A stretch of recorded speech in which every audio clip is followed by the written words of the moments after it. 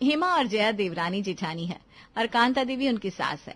दोनों बहुएं संयुक्त परिवार में साथ साथ रहती हैं और एक ही सांझे चूल्हे में दोनों खाना भी पकाती हैं।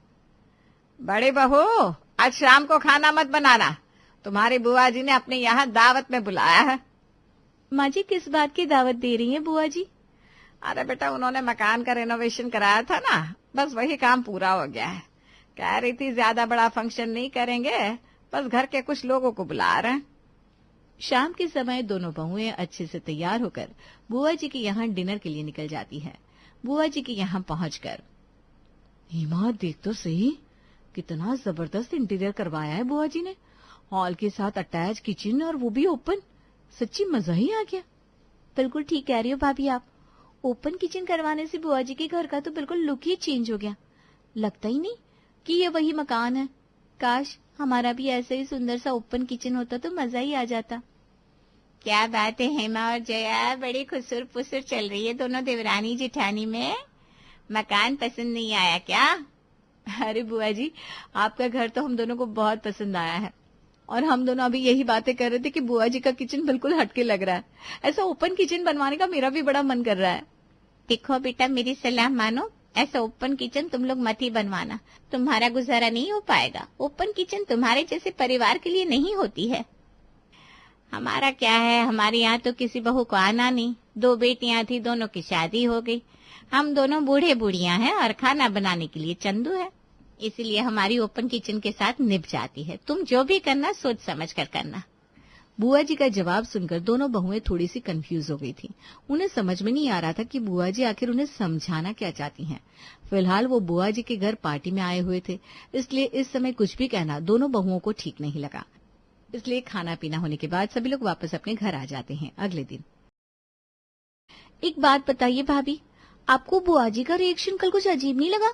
हम दोनों ने बुआ जी के किचन की इतनी तारीफ की और बदले में बुआ जी ने हमसे क्या कहा? हम ऐसा किचन अपने घर में कभी ना बनवाएं, क्योंकि ऐसा किचन हमारे जैसे लोगों के लिए नहीं होता।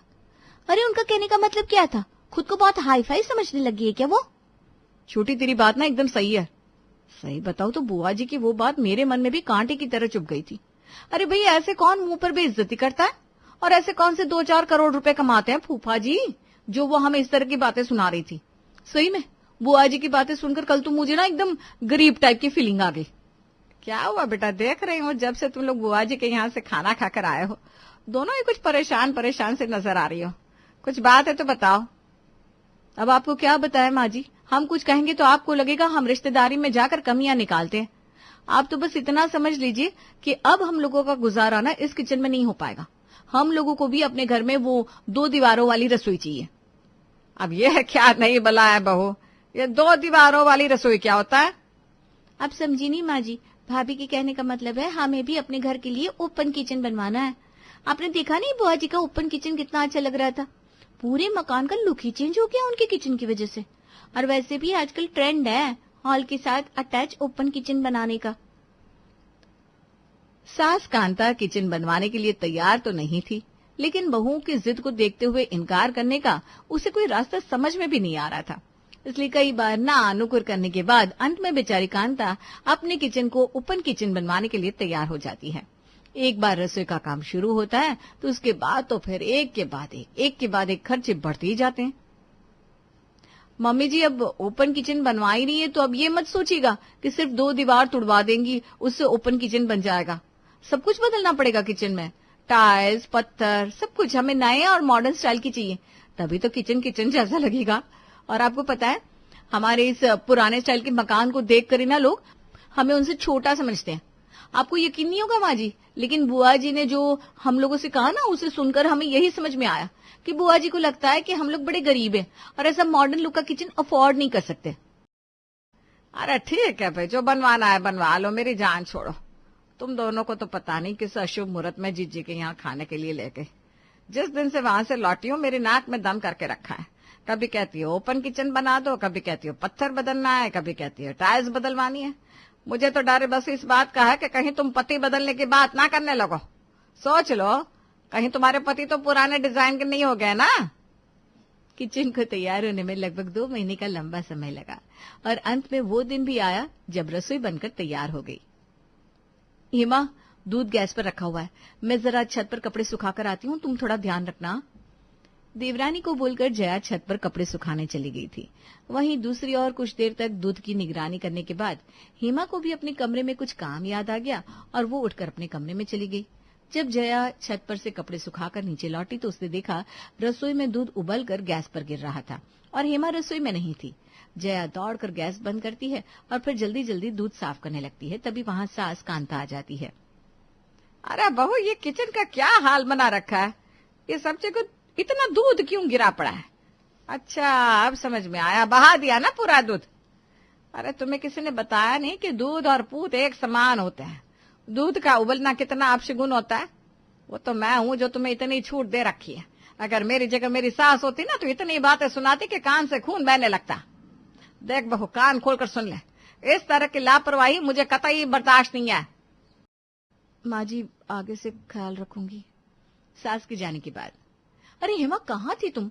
तुम्हें बोला था ना दूध का ख्याल रखने के लिए। यहाँ सारा दूध उबल कर निकल गया और तुम्हारी गलती की वजह से सासू माँ से मुझे बातें सुननी पड़ी। तो सासू माँ को बताने की क्या जरूरत थी? हर मैटर में उन्हें लेकर आओगी तो यही होगा ना। अरे मैंने कौन सा उन्हें कुछ बताया है? अब तो ये किचन ही खुला हुआ है, दूर से ही माँ जी को दिखाई पड़ जाता है हम रसोई में क्या कर रहे हैं। हाँ भाभी, आप ठीक कह रही हैं। अगले दिन, माँ जी आ जाइए, खाना लग गया। ऐसा कैसे खाना लग गया भाई?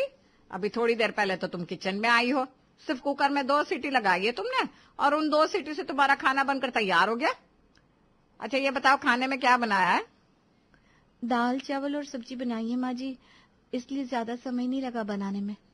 छोटी बहू, ये पहाड़ा किसी और को पड़ा ना। हॉल में तुम्हारे सामने बैठी हुई हूँ, पूरी नजर है मेरे किचन में क्या कर रही हो क्या नहीं। ना तुमने दाल बनाई ना सब्जी, तुमने सिर्फ कुकर में 2 सीटी लगाकर चावल बनाया। सच सच बताओ, ये दाल सब्जी कितने दिन पुरानी है? सास की बात सुनकर अब बेचारी छोटी बहू की हालत खराब हो जाती है। ओ माँ जी, वो 2 दिन पहले दाल और सब्जी थोड़ी ज्यादा बन गई थी ना, तो वो बचा कर रखी थी मैंने। सोचा इतना महंगाई का जमाना है, क्यों दाल सब्जी फेंकना, इसीलिए सिर्फ चावल बनाकर सबका डिनर लगा दिया। छोटी बहू, ज्यादा दिमाग चलाने की जरूरत ना है। तुम्हारी हरकतों पर हमें बहुत पहले से शक था, लेकिन पक्के तौर पर कुछ पता नहीं था ना, इसलिए आज तक तुमसे कुछ कहा नहीं। तुम बहुत अच्छी तरह जानती हो कि बासी खाने के नाम से हमें कितनी चिढ़ है। अरे भाई, परिवार के लोगों को शुद्ध ताजा भोजन बनाकर नहीं खिला सकते तुम लोग? जानबूझकर ज्यादा खाना बनाती हो ताकि तुम्हें बार बार खाना ना बनाना पड़े और आराम से दूसरे टाइम का काम चल जाए। चोरी पकड़े जाने के कारण छोटी बहू बेचारी बड़ी परेशान नजर आ रही थी। इस ओपन किचन ने दिमाग खराब करके रख दिया है। इन छोटी छोटी बातों को पहले हम माँ जी से बड़ी आसानी से छुपा लेते थे, लेकिन अब हॉल में बैठे बैठे पूरा दिन माँ जी की नजर हमारे किचन में गड़ी रहती। पहले तो माँ जी रसोई की तरफ आती थी तो हम अलर्ट हो जाते थे, लेकिन अब तो उन्हें रसोई तक आने की भी जरूरत नहीं है। हॉल में बैठे बैठे उन्हें सब पता चल जाता है कि रसोई में क्या चल रहा है। अगले दिन, जया एक बात बताओ, इतने साल हो गए तुम्हारी शादी को, ऐसा तो नहीं है कि तुम नई नई शादी करके घर में आई हो? क्या हो गया माँ जी, इतनी नाराज क्यों नजर आ रही हैं? अरे भाई, कब से तुम्हें हॉल में बैठे हुए हम देख रहे हैं। कभी खीरा उठाकर मुंह में डाल लेती हो, कभी मूली, कभी दाल मुंह में खा रही हो, कभी सब्जी। इस तरह से झूठा करके खाना पकाया जाता है क्या? ऐसा झूठा भोजन परिवार के लोगों को खिला रही हो तभी तो कहूँ। मेरे बेटे बेचारे दिन रात मेहनत कर रहे हैं, फिर भी इस घर में बरकत क्यों नहीं होती? अरे माँ जी, मैं बस खीरा चक्कर देख रही थी, कहीं कड़वा तो नहीं है। और दाल सब्जी भी परिवार के सामने परोसने से पहले एक बार तो चखने पड़ते हैं ना। फिर आप ही कहेंगी नमक मिर्च कम है, इसलिए टेस्ट करके देख रही थी। इसका बरकत से क्या लेना देना है? हमें ना बड़ी बड़ी बातें ना सुनाओ। तुमसे ज्यादा रसोई चलाई हमने, लेकिन मजाल है जो रसोई में पड़ा खाना झूठा किया हो। जब से वो ओपन किचन बना था, दोनों बहुओं की शामत आ गई थी। 24 घंटे सीसीटीवी कैमरे की तरह सास कांता हॉल में बैठी उनके ऊपर नजरें बनाए रखती, जिसके कारण बेचारी दोनों बहुओं की सांस ऊपर नीचे होती रहती। अरे बहू, क्या है ये? नाक कटवा कर रख दी तुम दोनों महारानियों ने। मेरी सहेली जाते हुए कह गई है कि हमारे घर की रसोई कितनी गंदी है, उसमें बनी चाय पीने की भी उसकी इच्छा नहीं हो रही थी। बनी हुई चाय देखो टेबल पर रखकर छोड़ गई है वो। अरे माँ जी, दिन भर रसोई को खींचने के अलावा भी मेरे पास और काम होते हैं कि नहीं? आपकी सहेली यहाँ आपसे मिलने आई थी या हमारी किचन का इंस्पेक्शन करने? अभी तो जो हुआ सो हुआ, लेकिन दोनों कान खोलकर सुन लो। तुम्हारी बुआ जी आ रही है कल डिनर पर। याद है ना जब उनके यहाँ डिनर पर गए थे तो कितनी खातिरदारी की थी उन्होंने। दोनों कमर कस लेना, मुझे शिकायत नहीं चाहिए। पहले रसोई चमकाओ, उसके बाद खाने की तैयारी में लगो। देख लिया छोटी तूने। अरे बुआ जी के साथ हमारा कोई कंपैरिजन है क्या? बुआ जी के परिवार में खाने वाले 2 लोग हैं और पकाने वाला एक नौकर रखा हुआ है। हमारे घर में तो पहले से ही इतना बड़ा परिवार है खाने के लिए, काम में मदद करने वाला कोई नहीं, और ऊपर से माँ जी ने ऐसे फरमान सुनाया जैसे हम दोनों इंसान ना होकर कोई मशीन हो। जल्दी से तैयारी में लग जाते हैं भाभी, वरना कल बुआ जी के सामने किरकिरी हो जाएगी हमारी। बात तो माँ जी की भी ठीक है ना। याद है बुआ जी ने कितना जोरदार स्वागत करा था हमारा, कितनी वैरायटी का खाना बनवाया था। उतना ना सही, लेकिन हमें भी उनकी टक्कर का डिनर तो उन्हें कराना ही पड़ेगा। दोपहर से ही दोनों बहुएं डिनर की तैयारी में जुट गई थी। 3 तरह की सब्जी, रायता, नान, पुलाव, खीर और गुलाब जामुन तैयार करते करते उनकी हालत पस्त होने लगी थी। शाम के 6 बजे बुआ जी डिनर के लिए उनके यहाँ पहुंच गई थी। हेमा, तू चाय नाश्ता लगा, तब तक मैं ये गुलाब जामुन फ्राई कर रही हूँ। थोड़ी देर बाद माँ जी खाने के लिए शोर मचाना शुरू कर देंगी। जेठानी की बात सुनकर देवरानी चाय नाश्ता लगाने चली जाती है। कुछ देर बाद, क्या हुआ भाभी, आप इतनी घबराई हुई क्यों नजर आ रही हैं? अरे क्या बताऊं, मटर पनीर की सब्जी में ना नमक बहुत तेज हो गया है, अब क्या करें? भाभी धीरे बोलिए, अगर अभी माँ जी ने सुन लिया ना तो बवाल मच जाएगा। ठीक है, इसका नमक बैलेंस करने के लिए सब्जी में थोड़ी सी ग्रेवी बढ़ा देते हैं और थोड़ा सा चाट मसाला भी मिला देती हूँ। आटे की लोई बनाकर ग्रेवी में डाल देते हैं, थोड़ा सा बैलेंस तो हो ही जाएगा। दोनों बहुएं अभी नमक कम करने का जुगाड़ कर रही थी कि उनकी सास रसोई में आ जाती है। अरे छोटी बहू, क्या कर रही हो? तुमने तो कितनी देर पहले ही मटर पनीर की सब्जी बना दी थी। ए बड़ी बहू, अब इसके अंदर पानी क्यों मिला रही हो? दिमाग तो ठिकाने है तुम्हारा। वो माँ जी, ग्रेवी सूख गई थी ना, तो मैंने सोचा थोड़ा पानी डालकर गर्म कर देती हूँ। अच्छी खासी सब्जी का सत्यानाश कर रही हूँ। और ये क्या है, आटे के टुकड़े क्यों डाल रखे हैं सब्जी में? सास की बात सुनकर अब तो बेचारी दोनों बहुओं का चेहरा सफेद पड़ गया। हाँ, अब सब समझ गई मैं। इसका मतलब ढंग का खाना बन नहीं पाया तुम दोनों से मिलकर भी। सब्जी में नमक भर दिया ना तुमने, इसलिए पानी और आटा डालकर स्वाद ठीक करने की कोशिश कर रही हो। तुम दोनों का तो बस भगवान ही मालिक है। सास के मुंह से ऐसी बातें सुनने के बाद दोनों बहुओं का चेहरा लटक गया था। वहीं दूसरी ओर बुआ जी के कानों में भी कांता के चिल्लाने की आवाज पहुंच गई थी। कुछ देर बाद बुआ जी धीरे से दोनों बहुओं के पास रसोई में आती है। हेमा, जया, कैसी हो बेटा तुम दोनों? अभी भी नाराज हो क्या? बुआ जी, हम आपसे नाराज क्यों होंगे? आप ऐसी बातें क्यों कर रही हैं? तुम्हें क्या लगता है बेटा, मैं तुम्हारी बातों का मतलब नहीं समझी थी? मैं जानती हूँ, जब मैंने तुम्हें ओपन किचन बनाने के लिए मना किया था तो तुम दोनों को मेरी बात काफी बुरी लगी थी। उस दिन जो बात तुम नहीं समझ पाई थी, उम्मीद है तुम्हें वो बात अब समझ में आ गई होगी। बेटा, मैंने तुम्हें तब भी यही कहा था, आज मैं फिर से समझाऊंगी। मेरे घर में कोई बहू नहीं है और मेरी सास भी नहीं है जो मुझे बात बात पर रोक टोक करे। खाना हमारे यहाँ पर कुक बनाता है, जिसके काम में मैं बिल्कुल भी इंटरफेयर नहीं करती। इसीलिए हमारे घर में ओपन किचन रखने से कोई समस्या नहीं आ रही। लेकिन तुम्हें तो तुम्हारी सास के साथ रहना होता है ना। बड़ा परिवार है, घर में काम भी ज्यादा है, और जब काम ज्यादा होता है तो जल्दबाजी में कुछ न कुछ गलतियां तो हो ही जाती है। अभी तक किचन में सिर्फ तुम दोनों रहती थी। कोई गलती हो जाए तो उसे सबको बताने के बजाय चुपचाप उसको छुपाकर अपना काम करती रहती थी। लेकिन अब तुम्हारा किचन खुला हुआ है, तुम बताओ ना बताओ, तुम्हारी सास को सारी बातें पता लग जाती है। क्यों, ठीक कहा ना? आपकी बात बिल्कुल ठीक है बुआ जी, यही तो हो रहा है पिछले कुछ महीनों से हमारे साथ। माँ जी की हर बात में रोकने टोकने की आदत है, ये तो आप जानती हैं। काम से थकान हो जाए तो हम लोग दोपहर में 1 कप चाय बनाकर पी लेते थे, लेकिन अब तो माँ जी की चिकचिक की आदत के कारण 1 कप चाय बनाकर भी नहीं पी सकते, क्योंकि जैसे ही गैस पर चाय का बर्तन चढ़ता है माँ जी को पता लग जाता है कि हम दोबारा चाय बना रहे हैं, और फिर माँ जी का प्रवचन शुरू हो जाता है। माँ जी के मुंह से इतनी सारी बातें सुनने के बाद चाय पीने की इच्छा ही खत्म हो जाती है।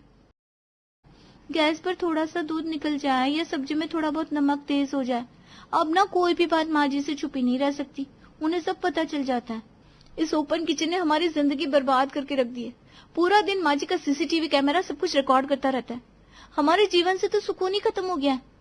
यह हॉल से दिखने वाला किचन सिर्फ नौकरों की मदद से ही बिल्कुल सजा कर रखा जा सकता है। अब हम बहुएं तो पूरा दिन रसोई के कामों में खपी रहती है। थोड़ा बहुत सामान तो यहाँ वहां फैला हुआ दिखाई देना ही है, और माँ जी को बातें सुनाने का मौका मिल जाता है। हर समय किचन चमकता रहा, ऐसे कैसे संभव है? और माँ जी हर वक्त रसोई की गंदा होने के लिए हमें डांटती रहती है। हम चाह कर भी इस किचन को मेंटेन नहीं कर पा रहे हैं, क्या करें भाई? अब तुम्हें समझ में आया कि हमेशा रिश्तेदार जलन के कारण ही किसी काम के लिए मना नहीं करते। अरे बेटा, तुम दोनों मेरी बेटियों की तरह हो। मैंने तो तुम्हें अपना समझ के समझाने की कोशिश की थी। भाभी की आदतों से क्या मैं वाकिफ नहीं हूँ? लेकिन तुम दोनों ने तो मुझे ही विलन बना दिया और पूरी रिश्तेदारी में मुझे ही घमंडी और खड़ूस कहकर बदनाम कर दिया। बुआ जी माफ कर दीजिए हमें, वाकई आपको समझने में हमने बड़ी भूल कर दी। अब जो हो गया सो हो गया। अब आप ये बताइए कि 2 दीवार की रसोई की मुसीबत से छुटकारा कैसे पाया जाए?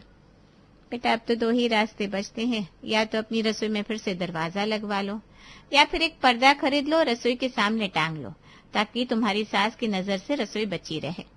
बुआ जी की बातें दोनों बहू को समझ में आ गई थी, इसलिए अगले दिन वो एक पर्दा खरीद कर लाती हैं और अपनी ओपन किचन के सामने टांग देती है, जिससे कि सास कांता दिन भर रसोई को देखकर चिक-चिक करना बंद कर दे। सुबह का समय है। गायत्री देवी अपने छोटे से किचन में चाय बना रही है और बगल में उसकी छोटी बहू नीलिमा सब्जियां काट रही है। घर में हलचल शुरू हो चुकी है। तभी दरवाजे से एक चहकती हुई आवाज आती है, मम्मी जी देखिए मैं क्या लाई। कल्पना हाथ में चमचमाता हुआ नया एयर फ्रायर लिए अंदर आती है। अरे बहू, तो फिर से किचन का सामान खरीद लाई। पहले से ही रखने की जगह नहीं बची है, अब इसे कहाँ ठूसेगी? मम्मी जी इसमें घबराने की क्या बात है, थोड़ी सी जगह बना लेंगे ना इसके लिए। और ये बहुत फायदे की चीज है, इसमें बिना तेल के खाना बनता है, एकदम हेल्दी। दीदी कहीं ऐसा तो नहीं कि आप होटल खोलने की तैयारी कर रही हैं? देखिए हमसे मत छुपाइएगा, हाँ? अगर ऐसा है तो पहले ही बता दीजिए, हम भी पार्टनरशिप में आ जाएंगे। अरे ऐसा कुछ नहीं है, मुझे अच्छा लगा इसलिए खरीद लिया। ये देखो, कल मैंने रिया के घर में देखा था, उसने इसमें बिना तेल के फ्रेंच फ्राइज बनाए थे, एकदम टेस्टी और हेल्दी। मैंने सोचा जब रिया के घर में हो सकता है तो हमारे घर में क्यों नहीं। हाँ वो तो साफ दिख रहा है कि आपको जो भी चीज किसी और के घर में दिखती है वो अगले ही दिन हमारे घर में आ जाती है। कभी जूसर, कभी वॉफल मेकर, कभी ग्रिल मशीन। दीदी अब किचन के लिए किचन ही अलग से बनवाना पड़ेगा। गायत्री अपना सर पकड़ लेती है। देख बहू, कोई चीज लाना गलत नहीं है, लेकिन सिर्फ नकल करके खरीदते जाना भी ठीक नहीं है। और फिर देख तो सही, हमारा किचन कितना छोटा है, अब तो तेरा सामान रखने के लिए भी जगह नहीं बची। ओफो, मुझे तो कोई समझता ही नहीं है। ये कहकर कल्पना झुंझलाती हुए वहां से चली जाती है। गायत्री और नीलिमा उसकी इस आदत पर हंसते हुए एक दूसरे को देखते हैं। एक हफ्ते के बाद एक दिन कल्पना को अपनी सहेली मीना की बर्थडे पार्टी में जाना होता है। वो तैयार होकर गायत्री के पास आती है। मम्मी जी आज मीना की बेटी का बर्थडे है, उसने बुलाया है, मैं जाऊं? हाँ हाँ जा, पर सही समय से लौट आना, ज्यादा देर मत करना। हाँ मम्मी जी, मैं टाइम से आ जाऊंगी घर। ये कहकर कल्पना मीना की बेटी की बर्थडे पार्टी में चली जाती है। मीना ने हाल ही में नया फ्लैट लिया है, जो कल्पना के फ्लैट से बड़ा और ज्यादा मॉडर्न है। जैसे ही कल्पना वहां पहुंचती है, उसका ध्यान सबसे पहले किचन पर जाता है। मीना का किचन उसके किचन से 2 गुना बड़ा और चमचमाता है। हर चीज करीने से सजी हुई है। कल्पना चारों तरफ नजरें घुमाती है और फिर मीना से उत्साहित होकर कहती है, अरे वाह मीना, तेरा किचन तो बहुत बड़ा और सुंदर है, एकदम साफ सुथरा भी। लगता है तूने बहुत मेहनत की है इसे सेट करने में। हाँ बड़ा तो है ही, और इसी वजह से मैंने इसमें कई नए अप्लायंसेस भी फिक्स करवाए हैं। अरे इसमें कौन सी बड़ी बात है, मेरे किचन में भी काफी नई नई चीजें हैं, तुझे देखने को मिलेंगी। मुझे तो वैसे भी इन सब चीजों का बहुत शौक है। हाँ बहुत कुछ होगा तेरे पास, पर ये देख, तेरे पास डिश वॉशर है क्या? मीना की बात सुनकर कल्पना चौंक जाती है। उसकी नजर मीना के किचन के एक कोने में रखे बड़े से डिश वॉशर पर जाती है। वो हैरानी से उसे देखने लगती है। हैं? ये क्या चीज है? देखने में तो बड़ी भारी भरकम लग रही है। जितना बड़ा दिखता है उतना ही बड़ा काम का भी है। अरे पर ये करता क्या है? अरे इसमें गंदे बर्तन रखो और कुछ ही देर में सारे बर्तन एकदम चकाचक करके निकाल देता है। अरे वाह, फिर तो ये बहुत काम की चीज है। बाकी सब कुछ तो है मेरे किचन में, बस इसी की कमी रह गई थी। कल्पना के मन में अब डिश वॉशर खरीदने की नई लहर उठ चुकी थी। आखिर नकलची जो ठहरी। मीना का किचन देखकर अब उसे अपने किचन का सामान अधूरा लगने लगा था। वो मन ही मन सोचने लगी कि घर जाते ही सबसे पहले ये मशीन खरीदने की तैयारी करनी है। रात का वक्त है जब कल्पना मीना की पार्टी से लौट आई है। पार्टी से लौटने के बाद कल्पना के दिमाग में बस डिश वॉशर घूम रहा है। जैसे ही वो घर पहुंचती है, तुरंत अपने पति प्रेम के पास जाती है, जो मोबाइल पर कुछ देख रहा था। सुनिए ना, मुझे कुछ पैसे चाहिए। कितना चाहिए? कुछ ज्यादा नहीं, बस 50,000। प्रेम चौंक जाता है। वो मोबाइल नीचे रखकर कल्पना की ओर देखता है। 50,000? क्या सुन रहा हूं मैं? इतने पैसे किस लिए चाहिए तुम्हें? कहीं तुम्हारा कोई सीक्रेट बैंक अकाउंट तो नहीं खुल गया? अरे नहीं जी, सीक्रेट अकाउंट से भी बड़ी चीज चाहिए मुझे। अब सीधे सीधे कुछ बताओगी या ऐसे ही पहेलियां बुझाती रहोगी? आज ना मैं मीना की बेटी की बर्थडे पार्टी में गई थी। वहां मैंने मीना के किचन में एक डिश वॉशर देखा। बहुत ही कमाल की चीज है, मुझे भी अपने किचन के लिए लेना है। बस, मतलब अब तो हद ही हो गई तुम्हारी नकल की। अब किचन का सामान देखना बंद करो। और इसमें बुराई क्या है? बिना मेहनत की चकाचक बर्तन मिल जाएंगे। प्रेम को अब गुस्सा आ जाता है। अरे इतनी मेहनत से पैसे कमाते हैं और तुम नकल करने में उड़ा देती हो। पहले ही किचन स्टोर रूम बन चुका है, अब डिश वॉशर रखोगी कहाँ? अरे घर के लिए तो ले रही हूँ, आपकी तरह कोई फालतू की बाइक की एक्सेसरी नहीं ले रही हूँ मैं, जो घर में शोपीस बनकर पड़ी रहे। देखो, ज्यादा बहस मत करो। पहले ही घर का बजट बिगड़ चुका है। इतनी गर्मी पड़ रही है पर घर में एसी लगवाने के पैसे नहीं बच रहे और तुम्हें डिश वॉशर की पड़ी है। मतलब साफ है, आप पैसे नहीं देने वाले। बिल्कुल। और ये डिश वॉशर लेने की जितनी जल्दी है, उतनी जल्दी अगर घर का बजट संभालने की होती ना, तो हमारे पास 2-2 फ्लैट होते। ठीक है, मत दो पैसे, मैंने कुछ अपनी सेविंग में रखे हैं, मैं उसी से ले आऊंगी। हद हो गई यार, तुम्हें किसी की सुननी ही नहीं है। जाओ, जो करना है करो। प्रेम गुस्से में उठकर वहां से चला जाता है। दूसरी ओर कल्पना के चेहरे पर मुस्कान आ जाती है। उस पर तो बस अपने डिश वॉशर की धुन सवार है।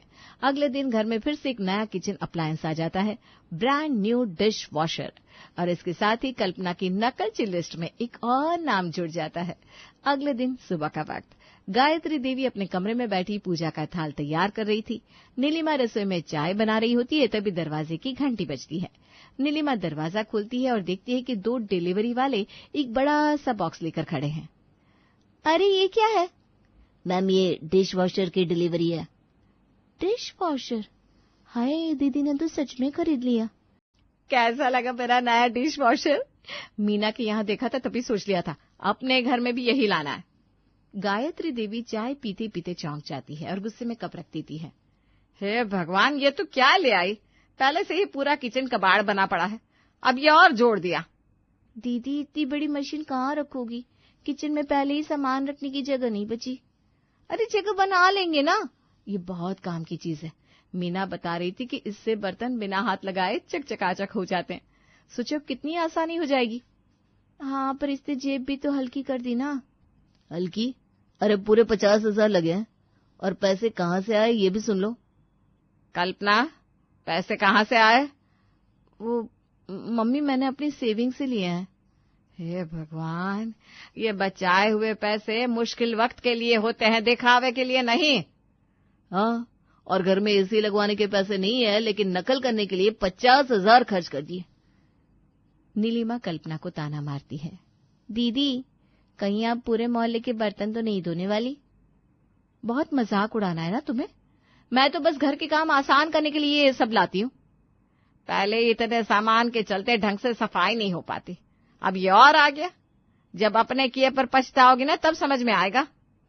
गायत्री वहां से उठकर चली जाती है। प्रेम भी गुस्से में बाहर निकल जाता है। नीलिमा हंसते हुए कल्पना को देखती है। अच्छा दीदी, मशीन बर्तन धोएगी, लेकिन मशीन को धोएगा कौन? कल्पना चिढ़कर मुंह फेर लेती है और खुद ही किचन में डिश वॉशर के लिए जगह बनाने लगती है। घर में सभी लोग परेशान हैं, लेकिन कल्पना अभी भी अपनी जिद पर अड़ी हुई है।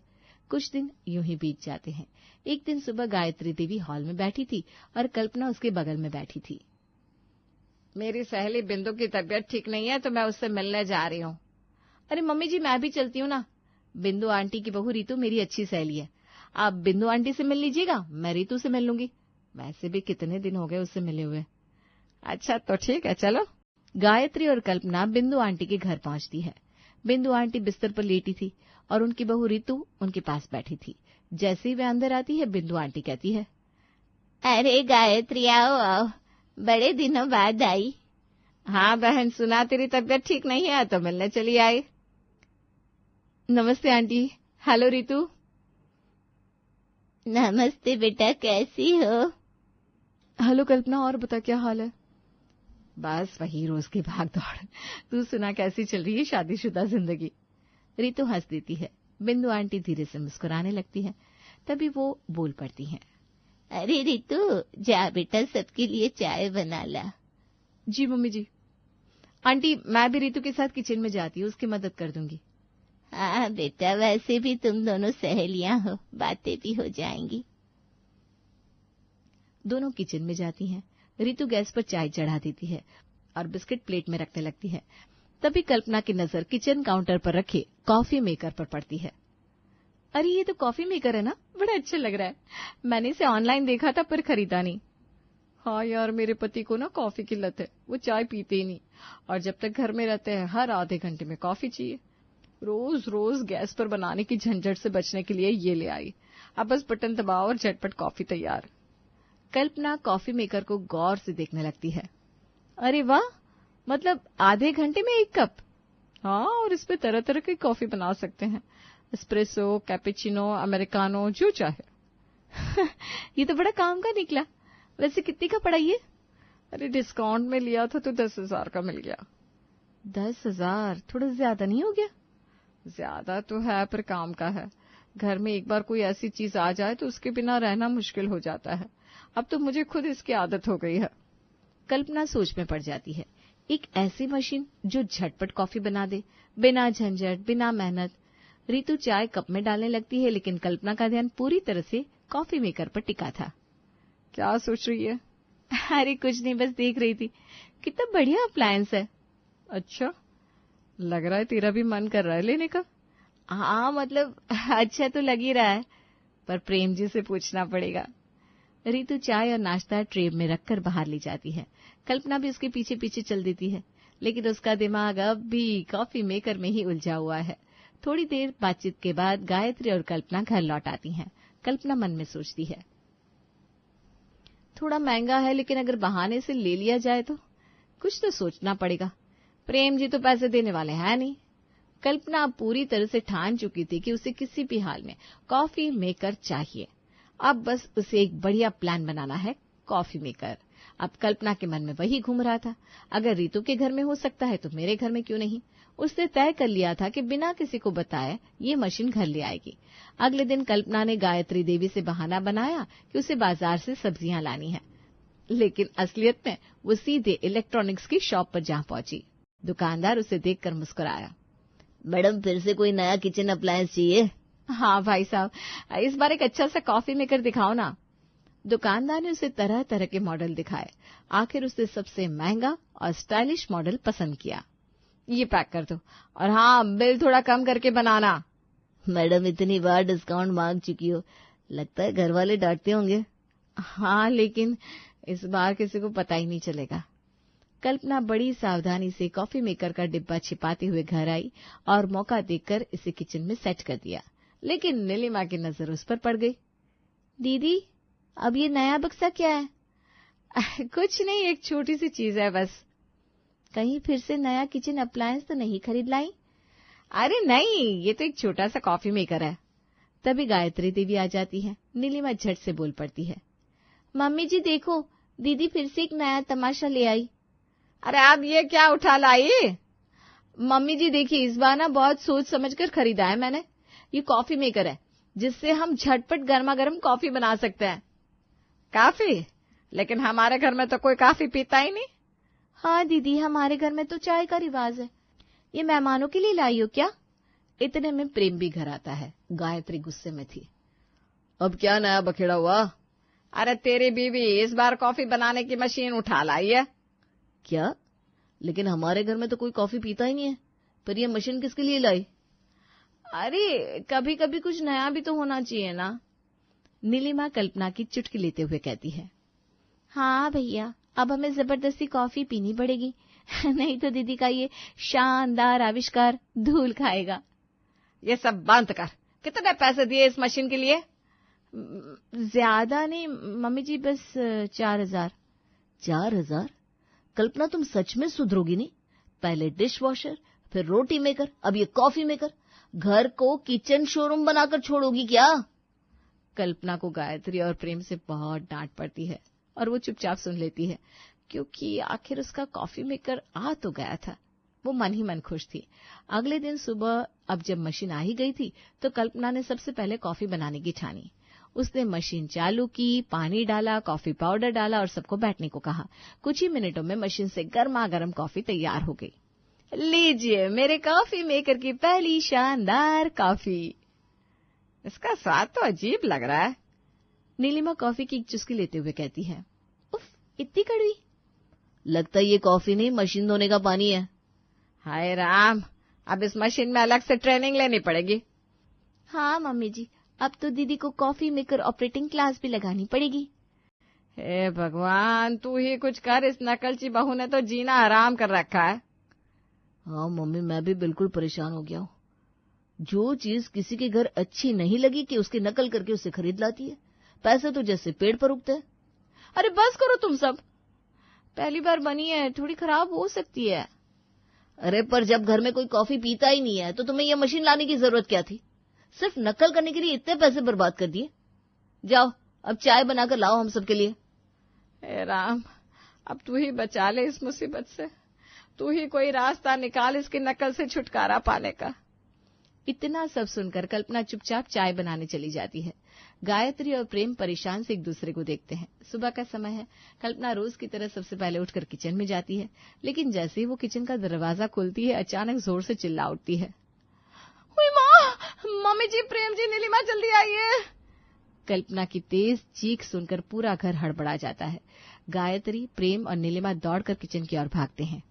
अरे क्या हुआ कल्पना, इतनी डरी हुई क्यों है? और इतने जोर से चिल्लाने की क्या जरूरत थी? दीदी, कहीं भूत प्रेत तो नहीं देख लिया? वैसे बेचारे भूत भी इस किचन में आने से डरेंगे, उनके लिए भी जगह नहीं बची होगी ना। गायत्री नीलिमा को घूरती है, फिर कल्पना की ओर देखती है। नीलिमा चुप हो जा। तुम बताओ कल्पना, क्या हुआ? मम्मी जी, किचन में बहुत सारे चूहे और कॉकरोच हो गए। मैं अभी अंदर गई थी, एक बड़ा सा चूहा मेरे पैर के ऊपर से गुजर गया। डर के मारे मेरी चीख निकल गई। गायत्री का चेहरा गंभीर हो जाता है। प्रेम गहरी सांस लेकर माथा पकड़ लेता है और नीलिमा हंसने लगती है। दीदी, आज समझ में आया ना कि जरूरत से ज्यादा चीजें घर में भरने का क्या नतीजा होता है। लगता है इन चूहों ने भी आपके गैजेट्स को अपग्रेड कर लिया है। नीलिमा, ये मजाक का वक्त नहीं है। और कल्पना, ये तो होना ही था। जब किचन को स्टोर रूम बना दिया जाएगा तो सफाई कहां से होगी? गंदगी होगी तो चूहे और कॉकरोच तो आएंगी। बिल्कुल सही कहा मम्मी ने। कल्पना, ये सब सिर्फ तुम्हारी वजह से हुआ है। इतनी तो किचन में जरूरत भी नहीं थी जितना सामान तुमने जमा कर दिया। कल्पना झेंप जाती है, लेकिन फिर भी अपनी सफाई देने की कोशिश करती है। पर मम्मी जी, मैं क्या करूं? जब भी मुझे कोई नई चीज अच्छी लगती है तो दिल करता है हमारे किचन में भी होनी चाहिए। इसमें बुरा क्या है? बुरा यह है कि घर दिखाने के लिए नहीं, रहने के लिए होता है। हर चीज की एक सीमा होती है। और हाँ, अब तो किचन में खाना बनाने की जगह कम पड़ने लगी है। कहीं ऐसा ना हो एक दिन हमें खाना बनाने के लिए बर्तन भी बाहर रखना पड़े। कल्पना, समझने की कोशिश करो। हर चीज खरीदना अच्छा नहीं होता, खास करके तब जब वो ना तो अपने काम की हो, ना ही उसके लिए घर में जगह हो। इन तमाम गैजेट्स ने सफाई मुश्किल कर दी है। और देखो, अब ये चूहे और कॉकरोच हमारी रसोई में कब्जा जमा चुके हैं। कल्पना को पहली बार एहसास होता है कि उसकी नकल करने की आदत ने पूरे घर को परेशानी में डाल दिया है। शायद आप लोग सही कह रहे हैं। अब मुझे समझ में आ रहा है कि बेवजह चीजें इकट्ठा करना सही नहीं है। पर अब इस मुसीबत से कैसे छुटकारा पाया जाए? अब पूरे घर में पेस्ट कंट्रोल करवाना होगा, वरना ये चूहे और कॉकरोच पूरे घर में फैल जाएंगे। और हाँ बहू, आज से ये नकल करने की आदत छोड़ दो। देखा, तुम्हारी वजह से कितनी मुसीबत झेलनी पड़ रही है। अच्छा ये बताइए, इतने सामान का आप क्या करेंगे? सारा एक्स्ट्रा सामान पैक करके ऊपर वाले कैबिनेट में रख देंगे। जरूरत पड़ेगी तो निकाल लेंगे। इससे किचन भी साफ रहेगा और चीजें बर्बाद भी नहीं होंगी। बिल्कुल सही कहा बेटा, घर में व्यवस्था जरूरी होती है, वरना ये घर कम और गोदाम ज्यादा लगने लगता है। प्रेम तुरंत ही पेस्ट कंट्रोल वालों को बुलाता है। पूरे घर में सफाई होती है और किचन फिर से व्यवस्थित और सुंदर दिखने लगता है। कल्पना भी अपनी गलती समझ चुकी थी और खुद ही चीजों को व्यवस्थित करने में लग जाती है। मम्मी जी, मैंने आज एक बहुत बड़ा सबक सीख लिया। आज से मैं सिर्फ वही चीजें खरीदूंगी जो हमारे घर और किचन के लिए जरूरी होंगी। बेवजह की चीजों से अब दूरी बनाकर रखूंगी। वाह दीदी, बहुत अच्छा फैसला। चलो अब तो घर फिर से साफ सुथरा और व्यवस्थित दिखने लगेगा। शाबाश बहू, यही समझदारी घर को सही तरीके से चलाने में मदद करती है। सबके चेहरे पर मुस्कान आ जाती है। कल्पना अब पूरी तरह बदल चुकी होती है और घर में सब कुछ पहले की तरह व्यवस्थित हो जाता है।